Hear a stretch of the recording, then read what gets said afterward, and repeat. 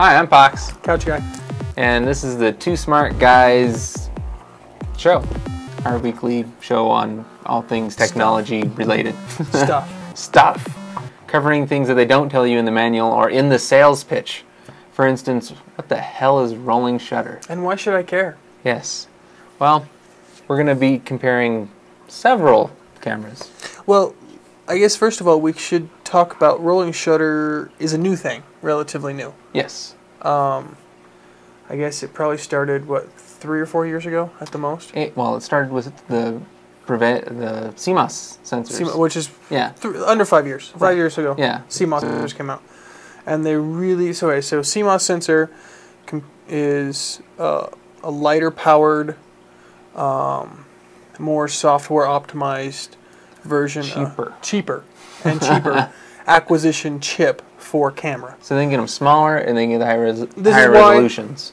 This is why this camera is possible at this size, because it runs a CMOS chip, which means it doesn't get as hot. It's smaller.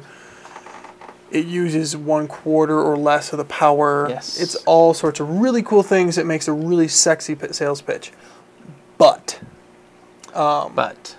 it has some really interesting. The first of which is, well, I guess rolling shutter is the number one issue. I'm trying to think if there's another one that they don't really have. They have a really low bit, like in terms of color depth, and they have a really low low light level capability. Yeah. Yeah. The better low light. And well, I thought they had worse. Yeah, maybe it is worse. they have a lower range of dynamic capture, which means that they have a lower f-stop ability. They've gotten a lot better. Yeah, they have, but they're still. That's because of the software. But like the old crappy webcams, cell phones especially. Cell phone cameras are. That's a little tiny sensor. Yeah, we're talking about a sensor that's probably the size of a pencil lead. Like, it really is microscopic. And if you think about it, light coming in, that's how it transfers that into photons a digital... turn into, light up little receptors. But the more light you can get into it, the better. Well, the more light, the bigger the sensor. Right. So because you only have so many pixel points, and those pixel points translate directly into resolution, which translate directly into color depth and focus and all sorts of other things that deal with that. Okay, so the cameras that we're going to be comparing are the iPhone. The iPhone, iPhone 3G, which is the worst because it's got the smallest sensor. Not even fair to compare it. Yeah, and then the 3GS, which is the same size sensor but a better sensor. But the reason why it's applicable is because you'll see a lot of people who are blogging and, dare I say, even occasionally a few news clip footage because of things like in Chile and Haiti and things like that via the iPhone. Yeah, and there's actually a lot of people are making adapters for lenses and grips and all kinds of crazy stuff. Unfortunately, as cheap as you can get, people are still trying to use it. Yeah. So. And then we're also going to be comparing this to a CCD camera. Which is the old Z1. Yeah, the old Z1U from Sony. The HDV camera that they came out with pre-XD. Yeah, it was pretty much the very first HDV camera that had 3 chips. Yeah, it was like it didn't quite have 24p, but came close. Yeah, they did. It was right in that JVC and Sony. I think JVC was technically the first one. But Sony was right afterwards. They created a new tape format. Oh, yeah. Well, the JVC was one chip. It was a single chip camera. That's true. They actually had a whole tape format for it. It was a way to repackage mini DV. It was all sorts of things. Yeah. Anyways, so we're going to be showing that. We're also going to be showing the EX1, which you are watching us on right now. Well, actually, you're watching us on an EX3, but they're same sensors. And they're the same sensor. The only thing that's set up is the hardware set up on the... Yeah. Which I thought would be the best... Which I think will be the best camera we shall see. Yeah. Unfortunately, someone's really upset right now. And we're also going to be showing off this little camera. This is probably what you'll have at home if you go out and buy a decent HD camera. Yeah, if you're going to your local electronics store, you're going to see a lot of these.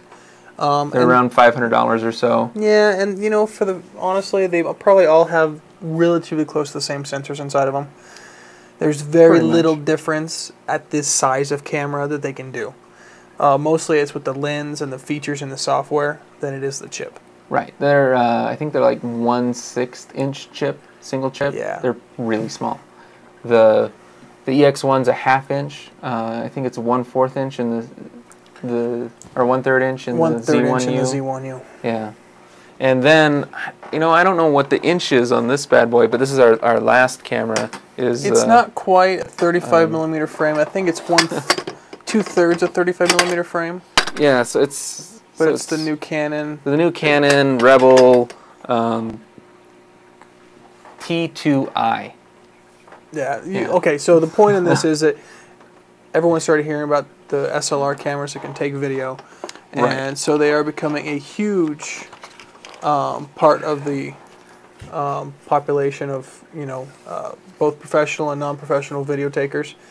This is obviously the lower in consumer purchasable. It's not the $5,000 version. It's not the $10,000 version. What is this? Roughly $1,000. Yeah, it's under $1,000. You can get it for as little as $8. Which makes it more applicable to our viewers. So a lot of people are considering, why go with one of these for like around $600, $500-$600 when you can get one of these? You get a bigger sensor size, you get the full 1080p, and you can do interchangeable lenses. Not to mention, it's also a still camera that's actually a really good still camera. Yeah, a really good still camera, where this is a really crappy still camera and a decent video camera. But the audio potentially really sucks on this. Yeah, it's the same situation as this one. This one's got an external mic input, a little one. Same with this one. Can you control the audio on that one? No. Okay, it's you auto. can on this one. Yes. Okay, yes. So there are a little bit of features. Video camera, dedicated, really bad camera, really great camera, trying to be a better video camera. Well, so depends on what I don't know. A lot of people depends on how you're playing with it, and what you want to put up with. So this camera is the first 1080p under $1,000 DSLR. Yeah. Okay. So that's what's the big news about this. We'll just say we've got really 5 categories. I hate to have the 5th category, but we've got the iPhone. Yeah. We've got, which is a CMOS sensor. Right. So we got your cell phones. Yeah. So all the stuff that you see, work on the spot video. Your crap you do every day. What I didn't get, what I wanted to get, was one of those little flip Minos or Webbies. Oh, I was going to get one of those. These are all these $200 cheap. They claim 1080p, but they look like. But you know what? We'll claim that between these two. That'll be somewhere between these two. And technically, this can do 720p. Yeah. But they don't allow it. Apple doesn't allow it. Well, sorry. So we have the iPhone. Yeah. We have, and then we'll just work our way up. We have the Canon little cameras. We'll just call them the little HD cameras that you can find at any. I guess Circuit City doesn't exist anymore. Best Buy, Walmart, Target. They're all these little HD cameras you see running around that run off a card. Then we have the DSLR video camera, which is the new Canon Z something something something. You'll find it in the bottom of the page. The Sony EX3 or 1, yeah. EX3 or 1, it doesn't matter which. The EX series of cameras. Yeah. And then the Sony Z1 series of cameras, which is actually the only non-CMOS. It's a CCD acquisition. Yes. Okay, so that's where we have the 4 CMOS and the 1 CCD. The best way I can describe it. There's a couple things that are shown here. One that's not as important. We'll start off with the very first, the low-end iPhone. It's a really quick example of low light situation. Right. So a really quick example of low light, and then here's the rolling shutter. This is the best demonstration of what is rolling shutter, right here. All right. Well, actually, let's pause this for a second. We need to explain what rolling shutter is before we start, so they know what to look for. When rolling shutter is called the Jello effect, and it goes back to the very early days of photography, where you have a slow shutter in still photography and a fast-moving object. And what happens is, traditionally, things like circles would become elongated because they're actually stretched. In video, you're dealing with something that's cycling frames, so it's the same effect, but you're seeing it live. So what happens is the actual video starts doing this motion, and it quite literally it looks like Jello. It looks like if you shook a Jello. Yeah, because it's scanning from the top to the bottom progressively. And so if something's running across the screen, at the top it'll be at the left side, and at the bottom it'll be on the right side. So in the video, when you're watching it in smooth motion, the only way it can compensate, because you are watching a flip book, is it actually makes the wave. Okay, so that's what this, you'll see us zip back and forth. The things you want to look at are not necessarily the objects in the center, because they're not the focus of this. It's the rails at the sides, because that anytime you get to a vertical versus horizontal plane, when you're operating in a horizontal plane, which is a pan is a horizontal plane, and you run into vertical marks, you're going to start seeing where defaults inside of acquisition are. So that's what we're trying to show you. Right. And this didn't used to exist in old cameras. No. The CMOS cameras would they take the whole image at once. Yeah. Instead of scanning, so that wasn't an issue. And they claim that they do fancy software to make sure it doesn't happen. Yeah. They say, oh, don't worry about it. Yeah. You're never going to notice it. Yeah. Okay. Watch. Now I know that this is an extreme example, but it's fair. Yeah. So this is your regular iPhone and the shutter effect. So look at the top and just watch the wobble. Okay. You can see it a little bit on that DS, but man, on the corner there, it's all over the place. It's kind of blurry, but this is most cell phones. My BlackBerry has the same kind of video sensor, things like that. So the first iPhone's a fair one for most phones that can do video.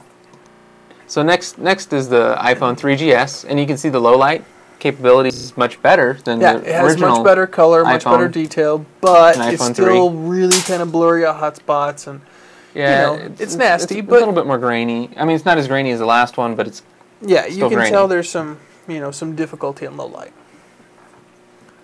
Okay, so the 3GS has still got the same problem. It's got exactly the same problem. The resolution increase did not affect the rolling shutter. In many ways, it accentuates the rolling shutter because rolling shutter is enhanced by motion blur, and the detail that you bring in can actually make it look accentuated, because sometimes motion blur will mask a little bit of the rolling shutter. But because it's got a higher resolution that you can see better, you're actually going to see that line wobble a little more. Alright, so which camera should we do next? I think we should do the small CMOS, like the consumer. Okay.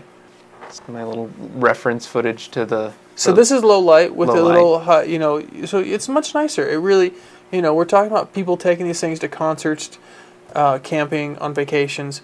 So this is your average home user video camera. And you have a zoom, which is something I couldn't show on the iPhone. But you have grainy, you can start seeing the grainy video. You can start seeing things that are, but you have good color. You don't have it blowing things out. Some good detail. Right. So it's not bad at low light for what it is. And here is a rolling shutter. Now you see a little bit of interlacing in there, but what you see mostly is the wiggle. Now I have to say this is substantially better than I anticipated it would be, and most of the reason is because this is an interlaced acquisition.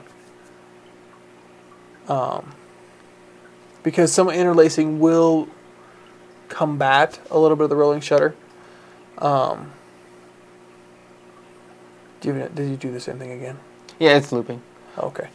I'm going to go ahead and pause it here so you can see in a still image what the rolling shutter is doing. You can see the line that's supposed to be straight up and down is skewed. Yeah. And you can actually see where it belongs. If you look at the blue on the edge of the blur, you can see how far of an edge it's really kind of bending over. Whereas the horizontal lines are fine. And that's where you get the jello effect right there, is when it switches. When you're switching from left to right, that's when you really notice it. Because as long as you're going in the same direction, your eye kind of goes along with it. Yeah, your brain will compensate a little bit. But when you switch directions is when it really looks like jello. So why is this important? It's probably the very first thing we should mention. If you're trying to do any visual effects work and you're trying to track objects... Well, not to mention... let's just go back to real life. If you're taking your kid's Christmas party, first of all, you got to know about low light, because most of the time you either dim lights with candles, all sorts of things like that. To any sort of kids bouncing around, things like that. You're not... I'm trying to think of a way to put this, but not everybody's a professional videographer when they're doing this stuff. They're moving the camera back and forth all over the place. If you think you got sick watching old video cameras, wait till the whole thing is, moving like the ocean. Seriously, it's, And we got bigger screens. Yeah, and plus you're advertising this as HD, so, you're bringing all the family around, and you're going to put them around that big 46-inch TV you've got sitting in the living room. You're going to plug that disc in, or you're going to plug it at the camera end. You're going to hit play, and everybody's going to go, whoa.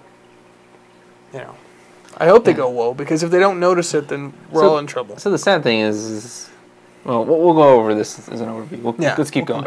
Okay. So, but this is why this is important for this camera, why we bring this into it.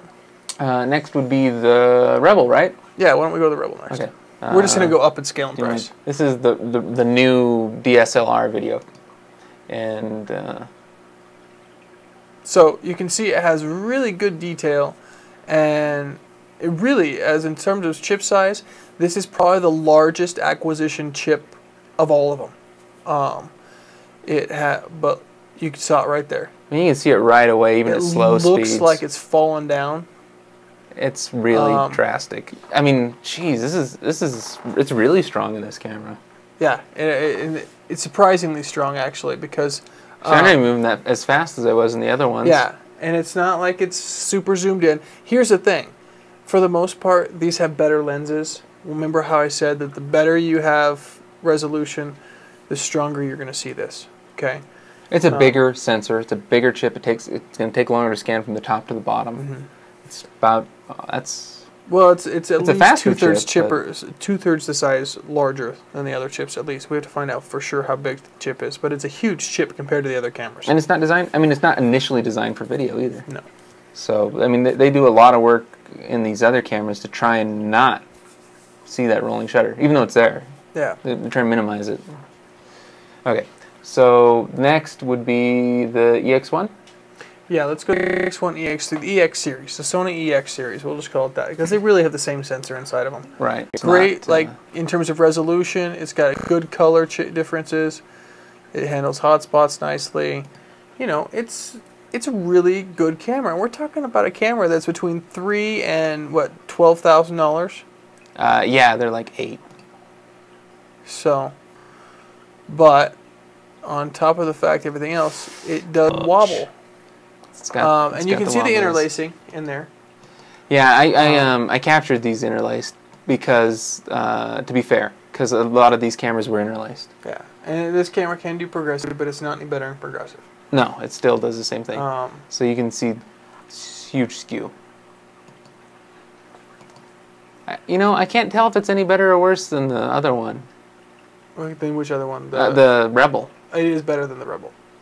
Yeah. Because I'll tell you what, the Rebel at a slow pace it's really jello. Yeah, because it's not that bad when I'm going slow, but when I go fast, you can really notice it. All right, so this is we're talking a lot of people are trying to shoot some pretty high-end stuff now with these cameras. This is the low light test. Same camera. Same camera. So this one does a good job. Has the best of the low light. They really, the test for a low light camera is whether or not it can handle seeing differences in color in low lights. And because you can see the shadows, because you can see detail in the white in the background, it does a good job. It qualifies. Okay. All right. Last but not least. The last but not least is the Z1U, which is, if you watched our shows before, this is the whole reason we even started this show. Is because I got this for work, and I wanted to test it out. That's fair. And we saw some other people doing audio podcasts. We thought, we could do an HD video podcast because this is an HD camera. So this is where it all started. The good old days. That was 5 years ago. Yeah. Okay, so it is a 5-year-old camera. 5-year-old camera. We'll start out with the low light here. So it does about the same low light wise, which it should. Which is surprising because it's a little bit smaller sensor. A little bit smaller sensor, you're right. But in terms of what it's trying to get and everything else, Sony's trying really hard to keep up with higher end cameras. No matter which of these cameras you're talking about, they're not competing with each other as much as they are competing with you know, the larger 350 series and things like that, the really expensive ones, as just a way to get people into the medium market, or even a second camera. They really pitch these cameras as the B camera for high-end professionals. This is about a $4,000 camera, so it's about half the price of the when EX it came out, series. it was a $6,000 camera. Yeah. But so now they you can still get it for sell three. it. Yeah, well now 4, you get 3 or 4. Yeah. So it's still not, you know, it's nothing dead about it. And then here's a rolling shutter test. The rolling shutter test. This is the one to really watch closely.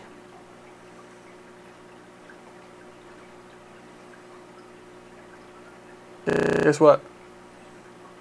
It doesn't do it. The lines are perfectly straight. Yeah. Now the interlacing, it has the same kind of interlacing issues that any other camera has. And actually, if you're watching the live version, the interlacing is really bad. But in the post version, you might not see it. They may really. Yeah, because it'll be deinterlaced through Photoshop or. Anyways. Anyway, when you pause it, you'll be able to see something. It'll be a big blur. Yeah. Which means interlacing. Yeah. So. Yeah, so that's the advantage of a CCD camera, which are kind of dead now.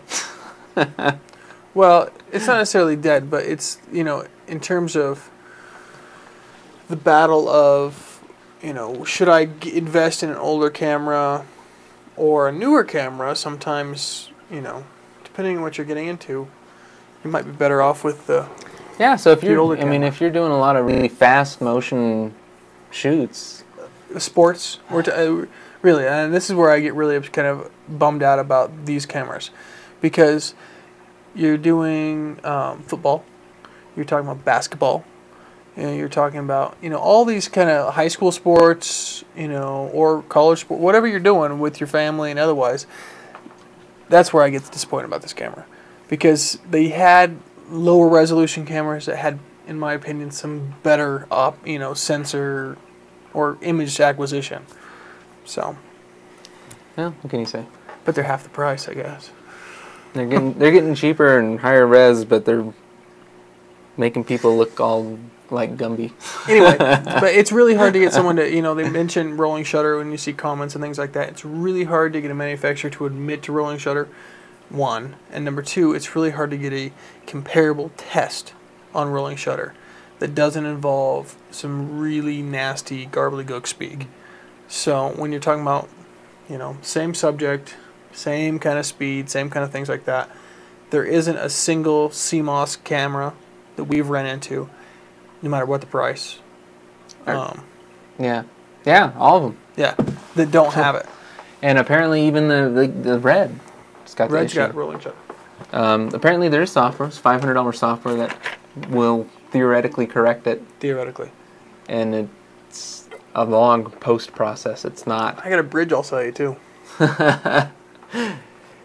I don't know, you know, I think it would only work if you have the shutter up high enough that it can actually see the object and trace it. It probably is adding motion blur instead of erasing rolling shutter, because rolling shutter is destroying frames as it wobbles. Well, the problem with it is there are some ways of just skewing the whole image. It doesn't work, because if there's things in the background, they skew differently than things in the foreground. So we should talk about how to fix this. The software actually isolates images in the scene and then corrects them on an individual basis.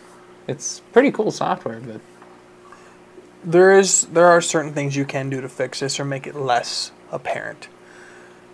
Unfortunately, most of these features don't apply to a camera under $3,000. That's just the first thing. First of all is the internal shutter. Anything over one, I feel confident in 1/1000th. That's high. That's really high. Well, the reason why I'm confident in 1/1000th is because I know how high it is. I would like to say, because what is it? Normal camera runs 1/60th to 120th, somewhere in there. If you ran 1/500th of a, at that point. When I normally shoot, I usually shoot around 120. Because I had some people email me and ask for some test footage when I first got the camera, and they had me walk down a hallway handheld at 120. Yeah. And it wasn't noticeable. Yeah. Because I don't know, I guess I wasn't doing really fast motions, and it was at 120 versus what I had it set at now. I didn't have the shutter on at all. So what's going to happen is when you have a shutter, adjustable shutter inside your camera, you're actually delaying or stopping motion blur and getting really crisp edges and things like that, which in the end makes things look kind of hyper realistic and kind of really maybe even faster. It almost, if you're shooting at 24 frames, it looks choppy. Yeah, in 24 frames it will look choppy. Most of these cameras won't do 24 though. They'll all do 30. Well, actually, all of these do 24 except for the iPhones. This one shouldn't do 24. Does it really? 24p. God, they're getting everywhere, aren't they? Anyway, the reason why I said 1/1000th is because adding motion blur in an editor situation is not hard. Okay, a little render intensive, a little bit pain in the butt, but compared to dealing with Jello footage, I would rather have an extra 45 minutes in render for a motion blur effect than reshooting. Yeah. So, and sometimes you can't reshoot some of this stuff. That's my only solution. That's the only solution I can come up with that would actually do something helpful. You know, if you're trying to shoot your own little movie or whatever, you can simply avoid doing fast pans, vertical pans. anything on the horizontal plane. And that deals with because of how it acquires. Because it acquires at a horizontal level. So if you're going to do a horizontal pan, it's got to go slow. It's just that, you can't do zip pans, you can't do snap pans. Do them post. Seriously. Do them in post. You'll be happier with it. Yeah. Marry the frames together, zap them across. So hopefully you enjoyed this half hour of, I don't know what to call it. Well, it's review, camera, or explanation, or demonstration, comparison. Rolling shutter, and why you should care. Yes. We're here every week, every Wednesday night, really late. They're never going to come out with another episode of Beyond the Clipping Plane. Oh, yes we are. Right. We have an episode in the can, and it just is missing audio at the moment. Oh, see. No. So it should be out by the time this is out. You can catch these episodes on Mevio. I don't know what what the extension is on Mevio. TooSmart.mevio.com for the show. And then beyond.mevio.com for Beyond the Clipping Plane. Beyond the Clipping Plane. And of course, you can just get all of our shows at TooSmartGuys.com. Which is always the best resource to go to. Yes. And also, if you want any details or show notes for any of our episodes, even this episode, I might post a few things in there that It's camera specs and details on which camera's which. That way you can tell. That will be in the show notes at TooSmartGuys.com. We have forums on there. People will help you out. And if you've seen any of the other previous episodes on PSP hacking all sorts of things, NASBox, things like that, you want to donate, what is it, $10? Yeah, $10. $10. Donate $10. They'll send you a DVD. And thank you. And that way you can help put the show together. Yeah, because we need more duct tape to keep everything together. Duct tape and more wires. I think if we had more wires, we'd actually be able to have our own little, electric motors somewhere. All right. See you guys next week. This has been a Two Smart Guys production.